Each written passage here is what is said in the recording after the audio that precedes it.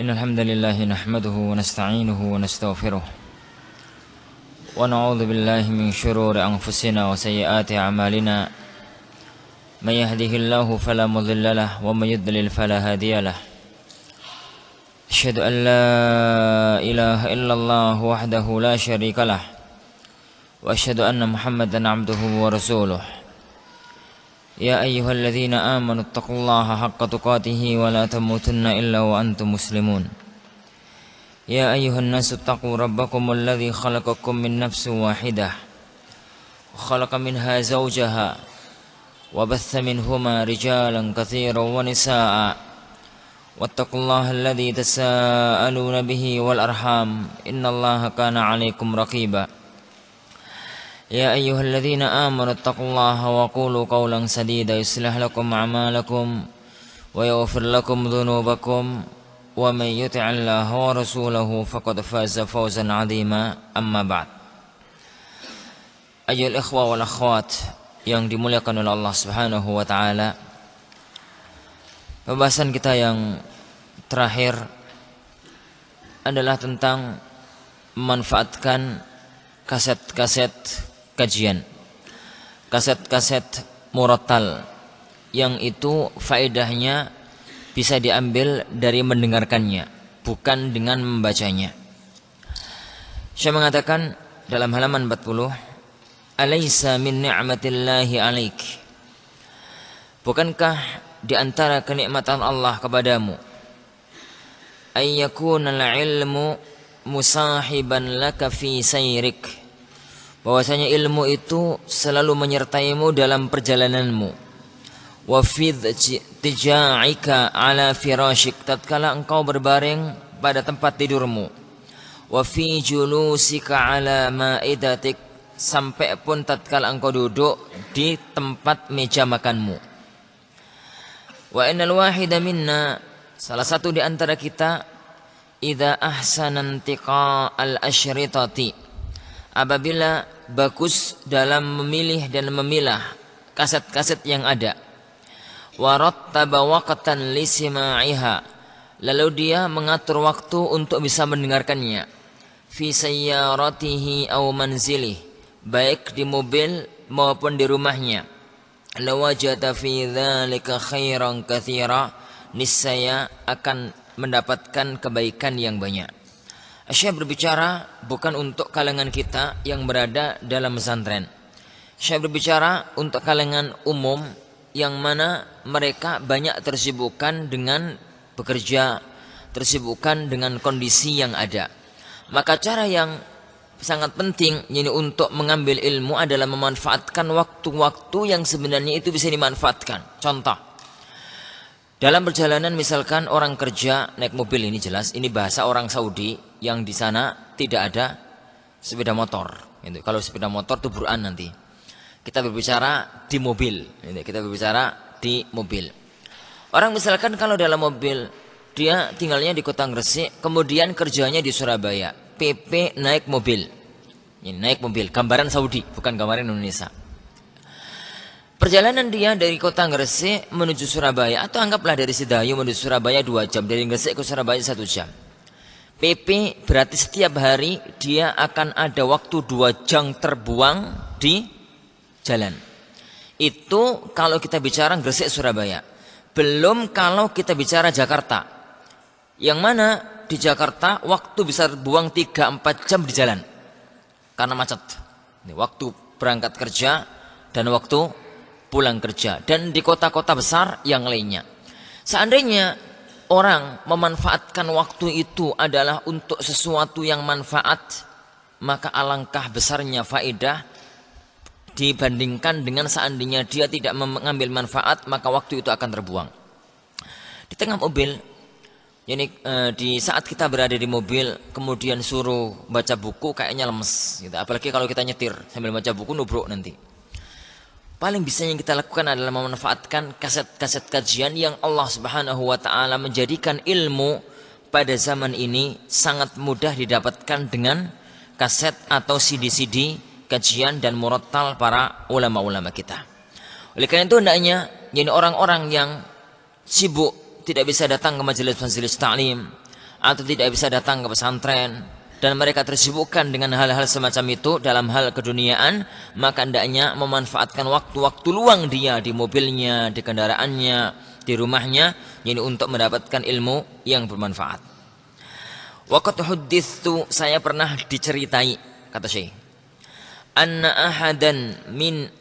ahadasy syababis salihin, bahwasanya salah satu di antara para pemuda yang saleh, qad hafizal Qur'anal Karima kullahu, dia menghafalkan seluruh Al-Qur'anul Karim 30 juz, bi fadlillah, karena keutamaan yang Allah berikan kepada dia, thumma bisababi hadhil asyritah, kemudian dengan sebab kaset-kaset ini.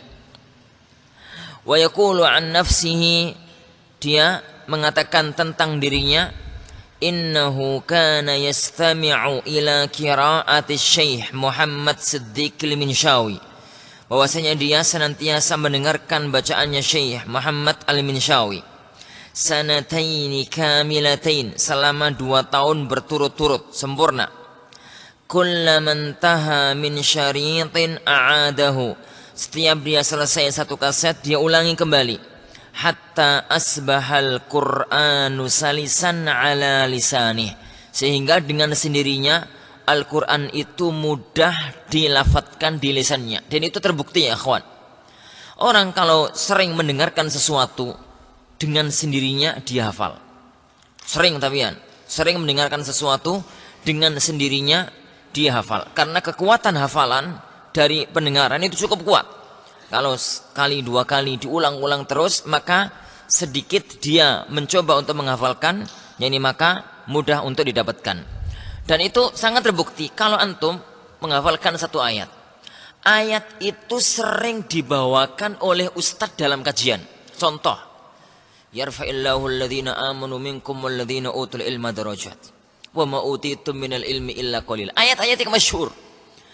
Nanti suatu ketika misalkan, jadi pada saat kita pertama kali menghafalkan surat Al-Mujadilah, ayat yang pertama, kedua, ketiga, keempat itu repot. Begitu masuk ayat 11, lewat dengan mudah. Kenapa? Ayat itu sudah sering didengar. Kenapa? Ayat itu kajiannya Ustadz Fulan baca, kajiannya Ustadz Fulan baca, kajiannya Ustadz Fulan baca. Contoh yang lain, ayat yang juga masyhur ini ya, misalkan ayat yang sering dibaca dalam khutbatul hajah, ya ayuhan nasu taqu rabbakumul ladzi khalaqakum min nafsin wahidah. Pada saat kita menghafalkan surat Ali Imran, menghafalkan surat Ali Imran itu per ayat-ayatnya berat gitu. Begitu masuk surat An-Nisa, begitu masuk ayat ini enggak dihafalkan, lancar dengan sendirinya. Kenapa? Setiap hari dengar. Dan itu yang diinginkan oleh Syekh, bahwasanya pengaruh pendengaran terhadap ilmu dan kekuatan ilmu sangat kuat. Sering-sering mendengarkan, maka akan hafal dengan sendirinya, atau minimalnya seandainya dia menghafalkan, maka tidak perlu kekuatan yang lebih dibandingkan dengan ayat yang sudah tidak terbiasa dia mendengarkannya. Dan ini adalah salah satu cerita yang diceritakan oleh Syekh, dan itu tidak mesti terjadi pada semua orang. Minimalnya saya katakan tadi, siapapun orangnya, kalau dia sering mendengar, maka dia akan sering, atau dia akan mudah untuk menghafalkannya. Kata Syekh, fala tastab'id hadza ala nafsik, jangan kau menganggap bahwasanya itu enggak bisa engkau lakukan. Walakin rattib waqtak, namun yang penting satu hal, dan itu diulang-ulang oleh Syekh, karena bagi Syekh dan bagi ana sendiri, inti dari semuanya adalah satu, ngatur waktu. Karena Syekh mengatakan walakin rattib nafsaka, namun aturlah waktumu, tertibkan waktumu. Warattib hadhil asyritah, dan tertibkan, urutkanlah kaset-kaset ini, fi athna'i sima'ika laha, saat engkau mendengarkannya. Wala tudkhil syaritan ala akhar, jangan kau memasukkan satu kaset pada yang lainnya, hatta tafruha minal awwal, sehingga engkau telah selesai dari kaset yang pertama. Fa illam tastafid minasyaritil awwal, apabila engkau belum bisa mengambil faedah dari kaset yang kau dengarkan tadi yang pertama, fa'idhu marratan wa marratain, maka ulangi 1, 2 kali, wa karrat, dan beberapa kali, wa marrat. Wa idza aradta an ta'rifa qadra as-sa'ati allati tuhdar. Dan apabila engkau ingin melihat, mengetahui yani banyaknya waktu-waktu, jam-jam yang dibuang, yang terbuang percuma. Fanzur ila sayrik, lihatlah perjalananmu. Kam tasma'u khilalaha min syarit, berapa engkau bisa mendengarkan kaset kajian selama perjalanan. Wa idza kana syaritul wahidu muddatuhu sa'atun wa nis au sa'atun wa nisf, apabila satu kaset itu waktunya 1 jam atau 1 jam setengah, fahadihi awqatun tuhdar la tufattanu laha afan la yaftinu laha alwahidu minna, itu adalah waktu-waktu yang terbuang yang salah satu dari kita tidak mencermatinya, illa idza nubbiha laha, kecuali kalau diingatkan. Farattib li nafsika waqtan, maka tertibkanlah, maka aturlah pada dirimu waktu, tasma'u fihi darsan fi athna'i sayrik, engkau mendengarkan kajian tatkala dalam tengah-tengah perjalananmu. Ini akhwan, bahasa bukan bahasa untuk kita. Syekh memaparkan ini adalah untuk kalangan beliau. Kalau kita dekatkan kepada kalangan kita, kalangan ikhwan-ikhwan takliman, yang dia itu berangkat kerja, kemudian ini, kemudian itu, maka waktu-waktu seandainya dia di tengah kendaraan, di mobilnya, di rumahnya, maka bisa, jadi dia tidak mampu untuk ke pesantren, dia tidak mampu untuk belajar langsung, maka di zaman ini tidak ada yang tidak bisa dilakukan. Di zaman ini tidak ada yang tidak bisa dilakukan. Dia seandainya kepingin belajar bahasa Arab, tidak bisa ke pesantren karena urusan pekerjaan, dia bisa belajar jarak jauh lewat kaset. Seandainya dia ingin belajar fikih, bisa ada kasetnya. Seandainya dia kepingin belajar Bulughul Maram, ada yang sudah mengkasetkan dars Bulughul Maram dengan bahasa Indonesia. Seandainya dia ingin belajar akidah dan yang lainnya, maka semua itu telah dimudahkan oleh Allah Subhanahu wa taala. Tidak ada lagi uzur bagi orang zaman sekarang untuk mengatakan saya tidak mampu belajar. Nah, taib mana tadi? Khasatan terutama waqad taba'adatil manazil wad-dur. Jadi rumah-rumah saat ini sangat jauh antara satu rumah dengan rumah yang lainnya. Yani wa kathuradz dhihab wal iyab, dan banyak orang itu pergi dan pulang pergi.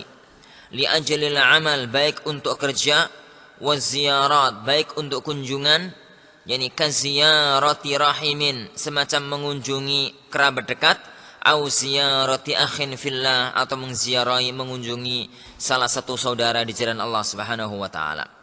Wa qada hajah min mutatallabatil manzil wa ghairiha, dan menunaikan kebutuhan yang diperlukan di rumah dan yang lainnya.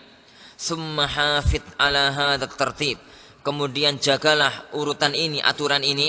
Wasatara annaka tanzilu min sayyaratik, engkau akan melihat bahwasanya engkau turun dari mobilmu, keluar dari mobilmu, illa waqad sami'ta minal fawaid syai'al katsir, kecuali engkau telah mengambil faedah banyak tatkala engkau mendengarkannya. Dzakartu hadza, kata Syekh, saya sebutkan hal ini secara khusus, likathratiha, karena banyaknya hal ini. Wali anna fiha minal ilmi syai'al katsir, karena dalam kaset-kaset itu banyak ilmu yang didapatkan. Wali anna masyayikhana, dan karena para masyayikh kita, para guru kami, wa kibar masyayikhina, dan para masyayikh besar, para kibarul ulama, ilmuhum mahfudun fiha, ilmu mereka sudah terjaga di kaset-kaset itu. Zaman sekarang ilmunya masyayikh, meskipun kita nggak datang di majelisnya karena ada ulur, bisa kita dapatkan lewat kasetnya. Wa tuba'u bi aisaril athman, dan bisa dijual dengan harga yang sangat murah. Wa yastati'ul wahidu minna an yatanawalaha fi kulli waqtin, dan masing-masing kita bisa untuk mengambilnya, mendengarkannya setiap waktu. Kalau dia sibuknya pagi, ambil waktu sore. Kalau dia sibuknya sore, ambil waktu malam. Kalau dia sibuknya malam, ambil waktu pagi. Karena kalau kita mendengarkan kajian via kaset, maka itu tergantung kita yang ngatur. Ini tidak tergantung lagi dengan jadwal masyayikh, tapi sudah kita yang mengatur kapan kita waktu untuk mendengarkannya. Tapi sekali lagi butuh yang namanya mengatur waktu di jadwal, gitu ya. Di jadwal pokoknya jam sekian sampai jam sekian, atau setiap kali berangkat naik mobil atau yang semisalnya, itu adalah mendengarkan kajian-kajian semacam itu. Wa a'rifu ikhwatan syuhilu an hudurid durus. Dan saya mengetahui beberapa saudara fillah yang mereka tersibukkan tidak bisa menghadiri pelajaran masyayikh. Likathratil a'mal wal ashghal, karena banyak pekerjaan dan banyak kesibukan. Fa'awwadhu hadha, lalu mereka mengganti hal ini bil istima' ilal asyritah, dengan mendengarkan kaset. Fanafa'ahumullahu biha, maka Allah memberikan manfaat kepada mereka lewat kaset-kaset tersebut. Wallahu a'lam.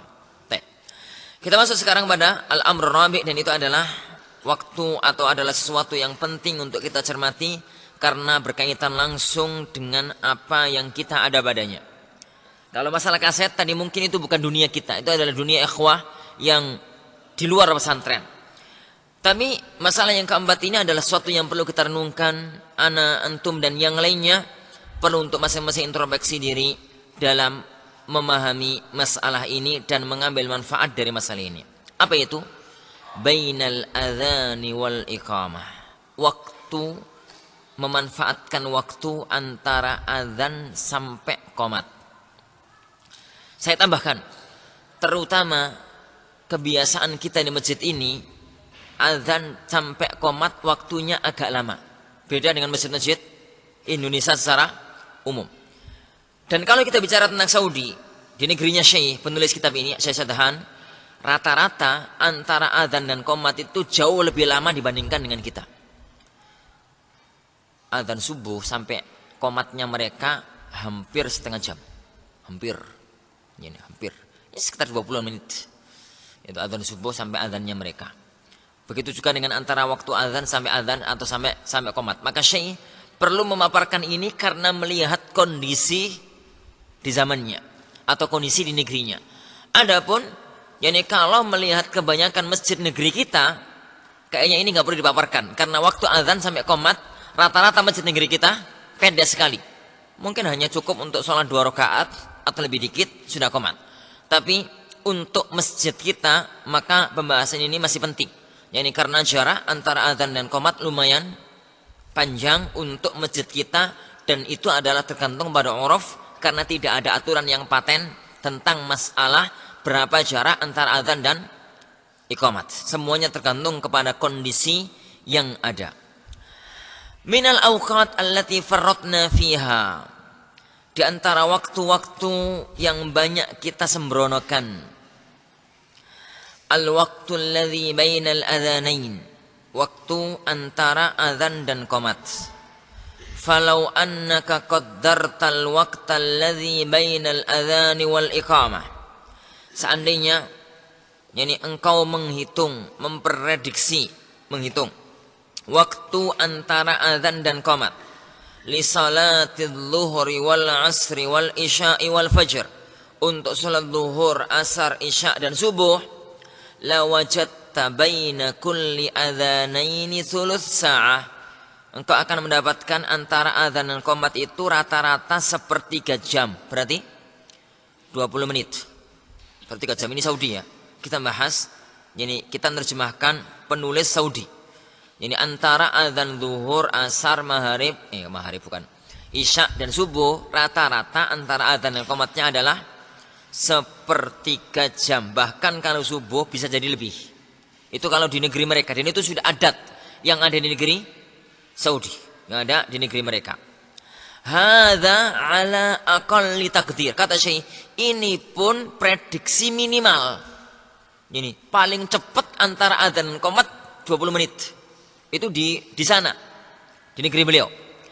Idzan kalau begitu, tahassala lana sa'ah wa thuluth, kita akan mendapatkan harian setiap hari antara adzan qomat itu sekitar 1 jam sepertiga.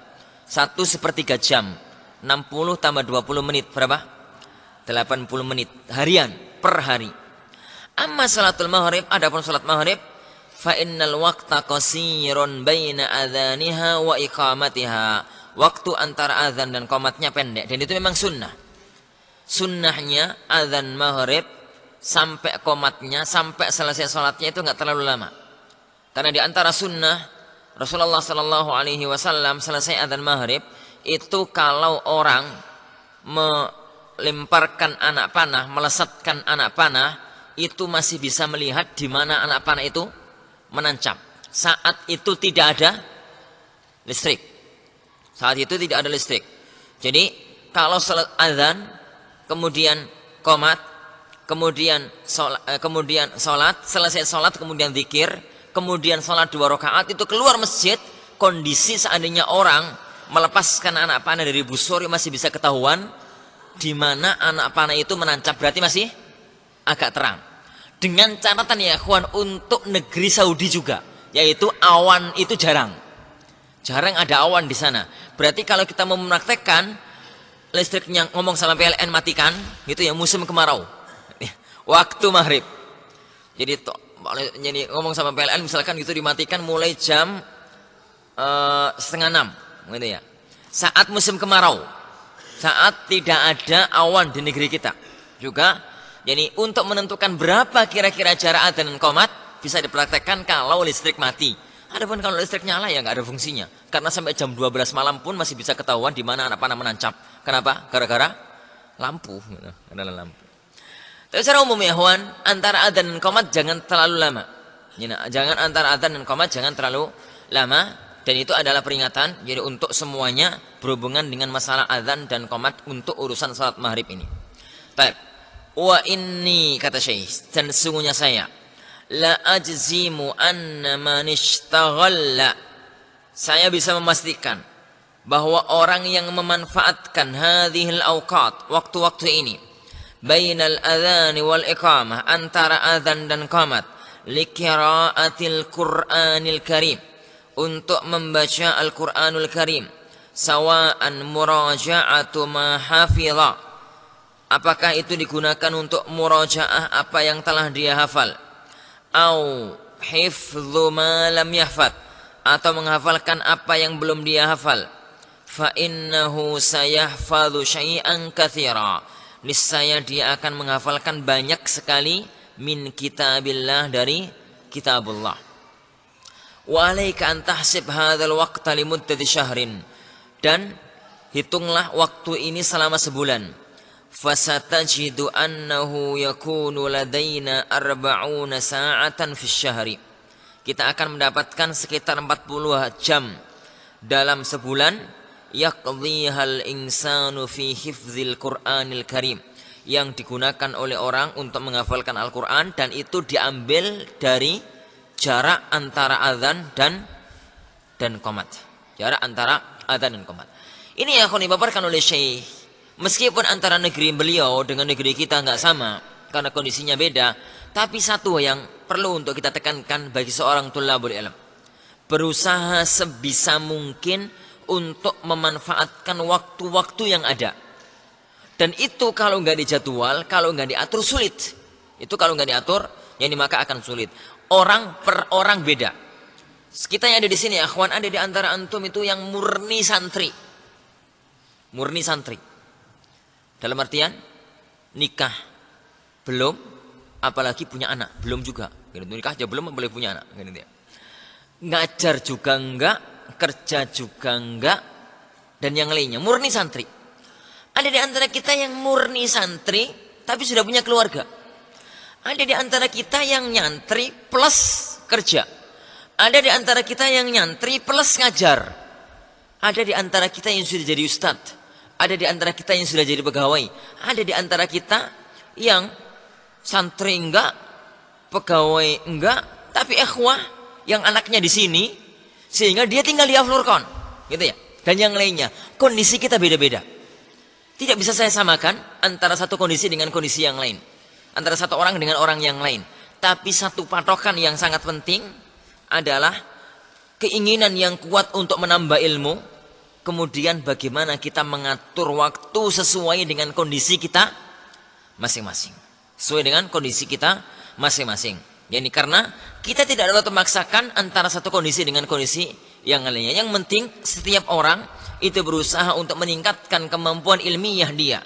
Baik hafalan Al-Qur'annya, maupun hafalan hadisnya, maupun ini maupun itu, bacaan terhadap kitab-kitabnya para ulama, pengetahuannya dan yang lainnya, maka itu adalah satu kemuliaan di atas kemuliaan kalau memang setiap kita berusaha untuk mencapainya dengan kondisi yang dia miliki, dengan kondisi yang dia miliki. Oleh karena itu saya katakan beberapa waktu yang lalu, sesibuk-sibuknya kita, tidak sempatkah kita satu hari itu 1/4 jam atau setengah jam untuk baca kitab, untuk baca kitab, atau yani untuk menghafalkan satu ayat, atau untuk memurojaah ini dan itu, menyempatkan waktu 1/4 jam saja atau setengah jam saja. Yang terkadang waktu setengah jam itu kita gunakan untuk ngobrol ngalor ngidul nggak tentu arah. Ini nggak tentu arah. Tapi penyakit manusia kalau untuk urusan ngobrol 1 jam 2 jam nggak terasa. Tapi kalau untuk urusan membaca kitab dan menghafalkan atau murojaah 1/4 jam itu kayaknya sudah lama sekali. Gitu. Kayaknya sudah lama sekali. Semuanya tergantung kepada tekad yang kita miliki. Apakah kita memilikinya ataukah kita harus terbawa arus dan kita tidak meningkatkan apa yang kita miliki dari hidup ini. Walau annaka al-an bahathta fi amrik, seandainya engkau sekarang ini mencari dalam urusanmu,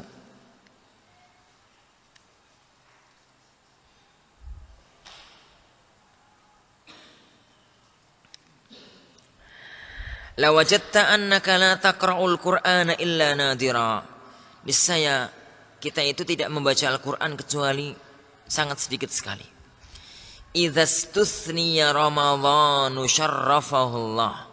Kalau kita kecualikan bulan Ramadan, karena memang bulan Ramadan khusus, memang bulan yang memang Allah Subhanahu wa taala menjadikan hati setiap insan yang beriman, setiap muslim itu banyak membaca Al-Qur'an. Kalau Ramadan enggak banyak baca Qur'an itu sudah kebangetan. Kalau Ramadan itu enggak baca Qur'an itu sudah kebangetan, sudah kita enggak bahas orang semacam itu, gitu ya. Kita sudah enggak bahas orang-orang semacam itu. Fa hadzal waqtu alladzi bainal adzanain. Waktu yang antara dua azan ini, dua azan maksudnya azan dan qomat. Lam yashtaghilhu katsirum minna, tidak banyak orang di antara kita yang memanfaatkannya. Wassababu fi dzalik huwa ta'akhkhur 'anil dhihabi ilal masjid. Dan sebab dari itu semua adalah terlambat datang ke masjid. Dan itu adalah pelajaran ya ikhwan, peringatan untuk diri saya, peringatan untuk semua ikhwah yang lainnya, untuk memanfaatkan waktu itu, dan itu banyak manfaatnya yang disebutkan oleh Syekh di sini. Tara, engkau melihat, annal wahida minna la yadhhabu illa ma'al iqamah. Salah satu di antara kita tidak berangkat ke masjid kecuali kalau sudah qomat. Kalau itu kadang-kadang sih nggak masalah, gitu ya. Tapi kalau setiap kali ke masjid kalau nggak qomat nggak berangkat, itu adalah bermasalah. Ini, au kubailaha musahiban li alfadhiha, atau mendekati waktu qamat. Fala huwa ishtaghala al-waqta, yang hasil dari orang semacam itu dia tidak memanfaatkan waktunya. Wala huwa adrakal ajra min salatil malaikati alaih, dia tidak mendapatkan pahala doanya malaikat kepadanya, karena orang yang menunggu salat doakan oleh para malaikat. Wala ajrat tabkir lis salat, dia pun tidak mendapatkan pahala yani tergesa-gesa, bukan tergesa-gesa, yani datang lebih awal untuk salat. Wala idrakas saffal awal, dia pun tidak dapat mendapatkan keutamaan saf yang pertama. Wa ma ajmala wa ma arwa'a ma rawa Ibnu Hajar, alangkah baiknya, alangkah indahnya apa yang diriwayatkan oleh Imam Ibnu Hajar, diceritakan oleh Imam Ibnu Hajar fit tahdzib, dalam tahdzibut tahdzib. Tahdzibut tahdzib adalah kitab ringkasan dari kitabnya Al-Imam Al-Mizzi, Tahdzibul Kamal. Dan Tahdzibul Kamal adalah kitab ringkasan dari kitabnya Imam Abdul Ghani Al-Maqdisi, Al-Kamal fi Asma'ir Rijal.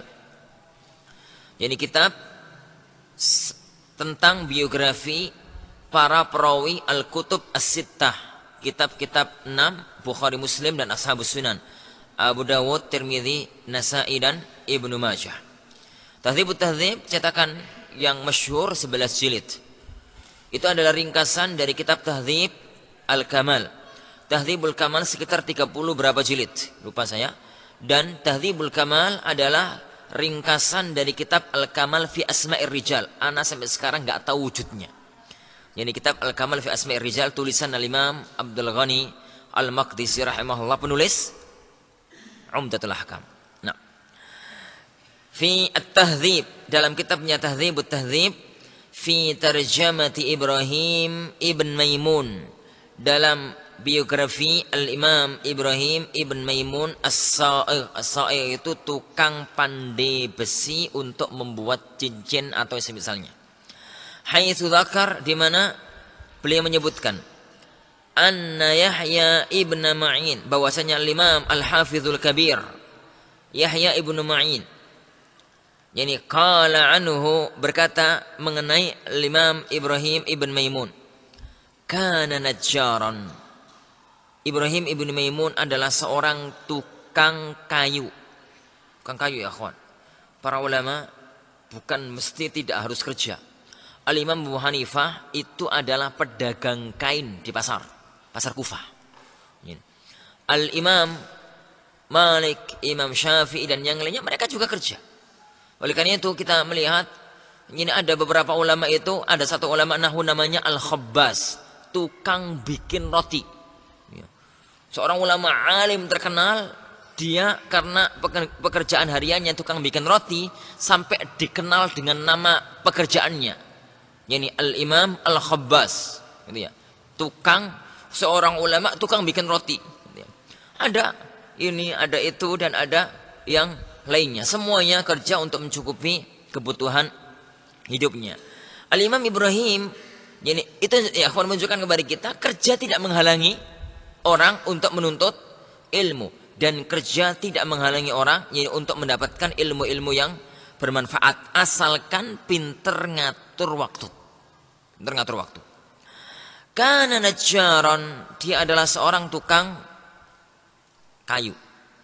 Wa kana idza rafa'al mitraqata, dan beliau apabila sudah mengangkat palu mau mukul paku gitu, atau mukul apa gitu, wa sami'al adzan, lalu beliau mendengar adzan, lam yaruddaha marratan tsaniyah, enggak jadi dipukulkan.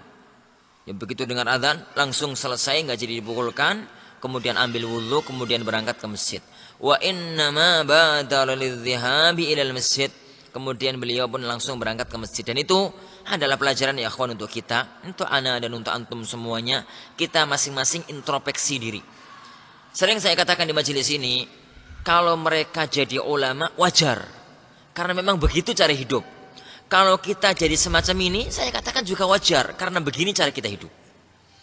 Ini karena begini cara kita hidup. Dulu saya pernah ceritakan satu cerita ini tentang ikhwanana tulab Jami'atul Imam tatkala imtihan gitu ya. Tatkala ujian, kemana-mana bawa buku, kemana-mana bawa ini kitab, sampai antri depan kamar mandi gitu, itu sambil baca, antri depan kamar mandi, daripada bengong gitu dia baca, dia hafalkan.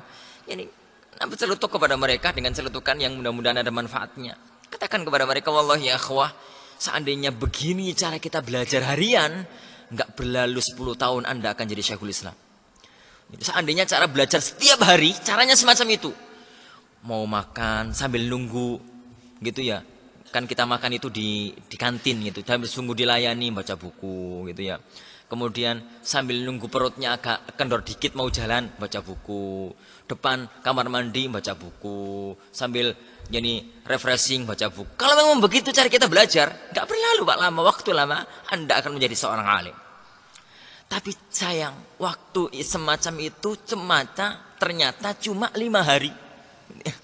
Mulai hari Senin mulai gitu ya, hari Senin itu mulai. Nanti kalau sudah Jumat siang berhenti, sudah selesai imtihan gitu ya, sudah selesai imtihan. Karena kita liburnya Sabtu Ahad. Jadi awal menjelang Senin mulai cara hidup semacam itu, enggak ngerti apa-apa kecuali buku. Kalau sudah Jumat ba'da zuhur imtihan selesai sudah, kembalilah tidur. ngobrol, ya dan lain-lain. Akhirnya jadi semacam itu. Dan begitulah. Jadi rata-rata kita menjadi semacam ini adalah karena kita yang cari hidup kita semacam itu. Wallahu a'lam. Nah. Mana tadi? Wa qala Abu Hamid Al-Ghazali. Al-Imam Abu Hamid Al-Ghazali, penulis kitab Ihya Ulumuddin dan yang lainnya, fima naqala anhu Zarkashi. Yani sebagaimana dinukilkan oleh Imam Zarkashi fi I'lamis Sajid, dalam kitab beliau I'lamus Sajid. Beliau mengatakan kana awwala ma ahdatsan nas, yang pertama kali diperbuat oleh manusia dari perkara yang jelek, at-ta'akhkhur an salatil jum'ah, mengakhirkan datang salat Jumat. Walaqad kanal awailu, sungguh dulu para ulama para salaf dulu di awal-awal masa Islam, awal-awal zaman sahabat, tabi'in dan yang lainnya, yadhhabuna lil jumu'ati, mereka berangkat salat Jumat bisuruji fi aidihim, bawa obor di tangan mereka. Kenapa ya akhwan? Anda gambarkan gambaran zaman dahulu ya, enggak gambaran zaman sekarang. Ini cerita zaman kuno, jadul gitu ya, zaman dulu. Kota Madinah itu banyak masjid. Tapi untuk yang dijadikan masjid tempat salat Jumat hanya satu, yaitu Masjid Nabawi. Sehingga dalam hadis-hadis Rasulullah diceritakan para Arab yang mereka itu tinggal di Al-Awali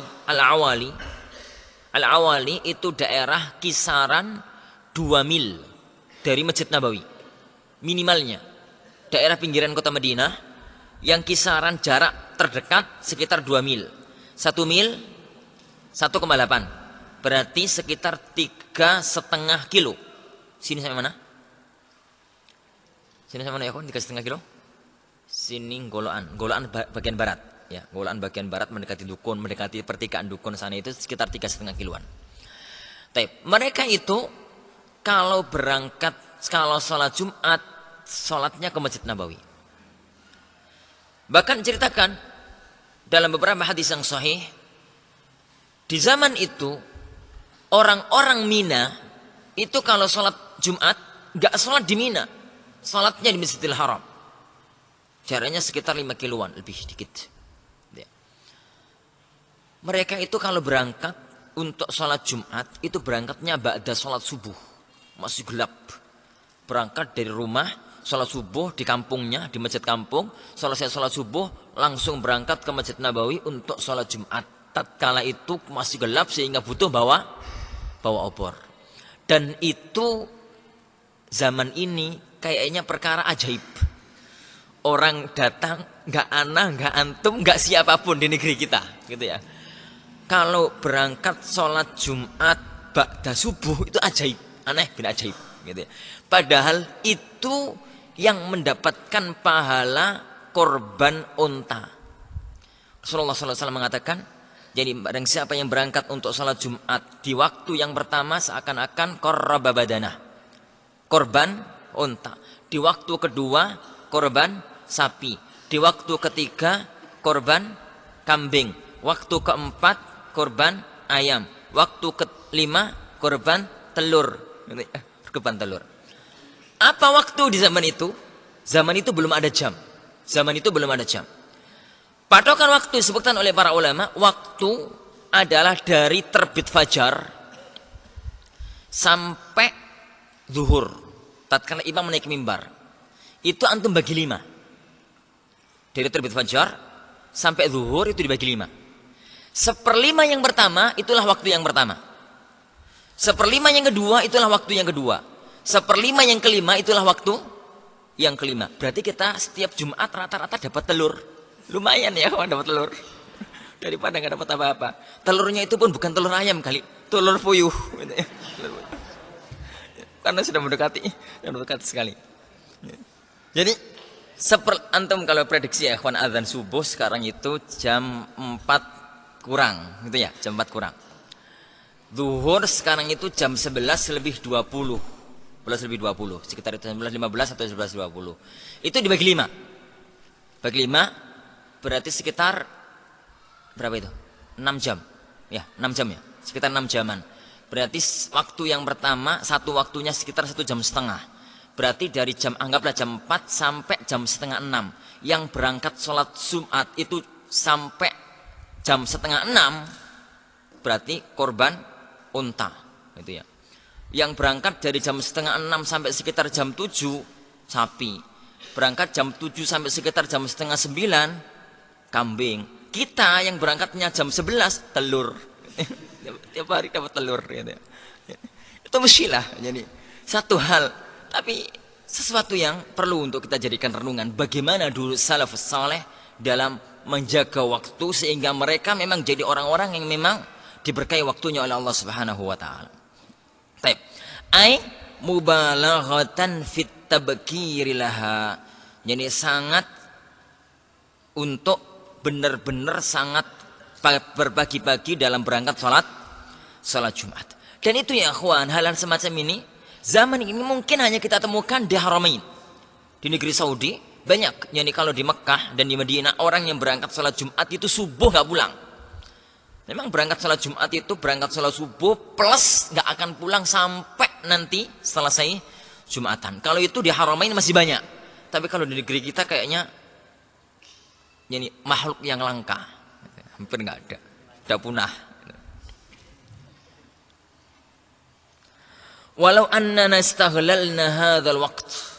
Seandainya kita itu memanfaatkan waktu itu, waktu adzan qamat, la li ajlil waqti fahasb, bukan untuk waktu saja, bal tama'an fil ajri fit tabkiri lis salah, bahkan mengharapkan pahala, berpagi-pagi bersegera untuk datang salat, la wajadna khairan katsira, niscaya kita akan mendapatkan kebaikan yang banyak, minar rahatin nafsiyati war rahatil badaniyah wa min tahsilil fawaidil ilmiyah, dari tenangnya jiwa, tenangnya badan, dan dari menghasilkan banyak sekali faedah-faedah ilmiah. Secara umum ya akhwan, gambaran semacam itu adalah gambaran masa lalu yang perlu untuk kita jadikan tempat mengaca.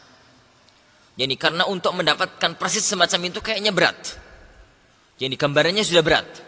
Minimalnya kita mengaca diri bagaimana memanfaatkan waktu sebisa mungkin, yani untuk belajar ilmu agama, untuk mengurangi waktu-waktu yang memang tidak perlu, jadi untuk yang lainnya, untuk benar-benar memanfaatkan waktu yang ada dalam kondisi apapun kita yani berada. Jadi dalam kondisi yani apapun yani kita berada, apakah kita jadi seorang santri yang murni santrinya, ataukah sudah kerja, ataukah sudah keluarga, ataukah sudah jadi ustadz, ataukah jadi pegawai atau yang lainnya, semuanya tergantung bagaimana cara kita memanfaatkan waktu-waktu yang ada di kalangan kita. Wallahu a'lam. Bolehkah menghidupkan murattal Al-Quran sambil membaca buku atau murajaah pelajaran, atau menghidupkan murattal tapi sambil ngobrol dengan teman? Kaidahnya, yang penting antum masih bisa untuk mengikuti bacaan Al-Quran. Jadi meskipun diselingi dengan yang lain. Jadi maka itu masih bisa mengamalkan firman Allah Subhanahu wa taala, fa idza quri'al Qur'an fastami'u lahu wa ansitu. Adapun kalau sama sekali Al-Quran itu adalah kayak lagu yang enggak bisa untuk dia dengar karena sibuknya, matikan aja. Matikan aja. Jadi daripada tidak didengarkan sama sekali. Tapi kalau memang masih bisa untuk didengarkan meskipun terselingi dengan pekerjaan, terselingi dengan murojaah, terselingi dengan yang lainnya, maka semoga masih bisa mengamalkan yani apa yang disebutkan oleh Allah Subhanahu wa taala tadi. Wallahu a'lam. Bagaimana cara kita terhindar dari fitnah dunia? Banyak cara dan banyak ragam. Yang paling inti satu. Yang paling inti satu. Ilmu. Ilmu adalah senjata inti dalam cara kita menghindar dari fitnah. Bagaimana mungkin kita menghindar dari fitnah? Kita aja nggak tahu kalau itu fitnah. Bagaimana kita menghindar dari fitnah dunia kalau kita tidak mengetahui bagaimana Allah dan Rasulnya mengajarkan bagaimana kita menghindar dari yani glamornya dan fitnah dunia yang ada. Perkuat ilmu syar'i, ilmu yang terpancar dari Al-Quran dan As-Sunnah, maka itu adalah senjata yang paling utama. Jadi untuk kita bisa mapan dalam menghadapi fitnah-fitnah dunia yang ada secara global semacam itu. Adapun perinciannya maka panjang dalam kitabnya para ulama-ulama kita. Kita akhiri, subhanakallahumma bihamdik, asyhadu an la ilaha illa anta, astaghfiruka wa atubu ilaik. Sallallahu wasallam wa baraka ala nabiyyin Muhammad. Assalamualaikum warahmatullahi wabarakatuh.